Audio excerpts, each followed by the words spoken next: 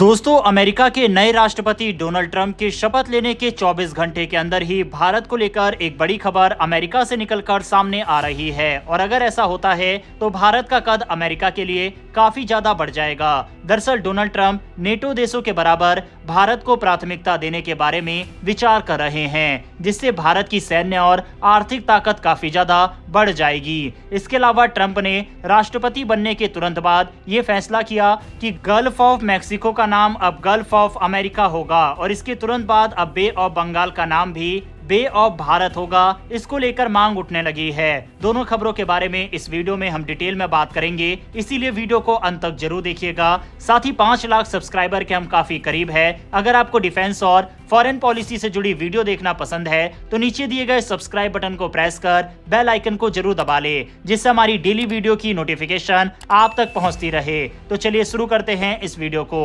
भारत की defence capability को reshape करने के लिए डोनाल्ड ट्रंप एक बड़ा कदम उठा सकते हैं। खबर है कि अमेरिका के राष्ट्रपति ट्रंप अमेरिकी हथियारों की खरीदी के लिए नाटो देशों के बराबर भारत की ताकत को बढ़ा सकते हैं। इससे सीधे तौर पर अमेरिकी आर्मी की हार्डवेयर तक भारत की पहुंच हो जाएगी और भारत डिफेंस कैपेबिलिटी को महत्वपूर्ण तरीके से बदल सकता है। इसके अलावा बिना सिक्योरिटी चेक के भारत को सीधे अमेरिकी हथियारों तक जाने की अनुमति मिलेगी। अगर ट्रंप ये फैसला लेते हैं तो भारत नेटो देशों की तरह हथियार खरीदने के लिए समान विशेष अधिकार वाला देश बन जाएगा। ऐसे में भारत को लाइसेंस मिलने में भी देरी नहीं होगी। इसके बाद भारत सीधे हाई लेवल और एडवांस हथियार की खरीद कर पाएगा। ऐसे में अमेरिका के किसी भी इम्पोर्टेंट हथियार से समझौता नहीं करना पड़ेगा जो तकनीकी और सुविधाओं के लिहाज से कम होते हैं। सबसे बड़ी बात होगी कि राष्ट्रपति के इस फैसले के बाद इंडियन एयरफोर्स को F-35A लाइटनिंग II जैसे एडवांस हथियार खरीदने की भी अनुमति मिल जाएगी। अभी अमेरिका इसके बदले कम एडवांस F-21 और F-15EX का ऑफर देता है। ऐसे में ये कदम इंडियन एयरफोर्स के लिए एक गेम चेंजर साबित होगा। एयरफोर्स को एडवांस फाइटर जेट मिल पाएंगे, जिससे उसकी ताकत में बढ़ोतरी होगी। वैसे भी कई रिपोर्ट देखें तो भारत की एयरफोर्स को अभी अपनी ताकत बढ़ाने के लिए कई एडवांस हथियारों की जरूरत है। अमेरिका और भारत के इतिहास को देखें तो अमेरिकी डिफेंस टेक्नोलॉजी भारत के लिए काफी सीमित रही है। अगर भारत को हथियार खरीदना होता है तो उसका एक लंबा प्रोसेस है। इसके लिए international traffic in arms regulation की अनुमति लेनी पड़ती है। इसमें कई बार देरी भी हो जाती है। इससे भारत को जो चाहिए वह वेरिएंट नहीं मिल पाता।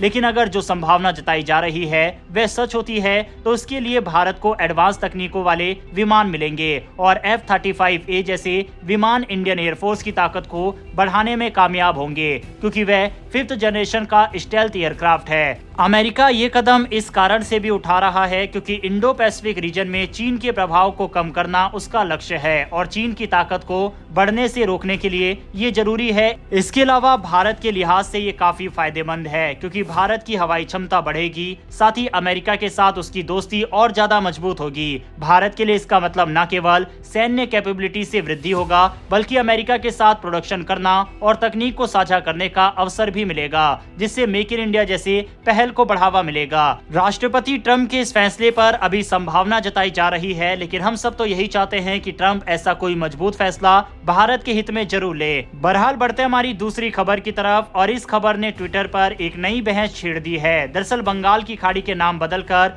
भारत की खाड़ी कर देना चाहिए, इसको लेकर मांग उठ रही है। दरअसल डोनाल्ड ट्रंप ने जैसे ही शपथ ली उन्होंने कई बड़े फैसले लिए। उसमें एक बड़ा फैसला था गल्फ ऑफ मैक्सिको का नाम गल्फ ऑफ अमेरिका किया जाएगा। इसके बाद से भारत में भी ये बहस शुरू हो गई है कि बंगाल की खाड़ी का नाम बदलकर भारत के नाम पर किया जाए, क्योंकि बंगाल की खाड़ी की सीमा भारत से ज्यादा लगती है। भारत के पूर्वी तट से बंगाल की खाड़ी की बड़ी सीमा लगती है। खाड़ी के लिहाज से भारत एक प्रमुख देश है। भारत के तमिलनाडु, आंध्र प्रदेश, उड़ीसा और पश्चिम बंगाल जैसे राज्य बंगाल की खाड़ी से सटे हुए हैं। मैप के अकॉर्डिंग देखें तो भारत के पूर्वी तट रेखा बे ऑफ बंगाल बंगाल का काफी इंपोर्टेंट हिस्सा कवर करती है। नाम बदलने की मांग करने वाले पक्ष का कहना है यह स्ट्रेटेजिकली और जियोग्राफिकली काफी इंपोर्टेंट कदम होगा, क्योंकि भारत का समुद्री इतिहास, इसके अलावा व्यापारिक मार्ग और सांस्कृतिक आदान प्रदान बंगाल की खाड़ी के रास्ते से होता है। ये दर्शाता है कि भारत उसका नाम बदलने के लिए मजबूत दावेदार है। नाम बदलने से भारत के दावे को एक मजबूती मिलेगी। इसके साथ ही भारत की क्षेत्रीय ताकत भी मजबूत होगी। खासकर हिंद प्रशांत क्षेत्र में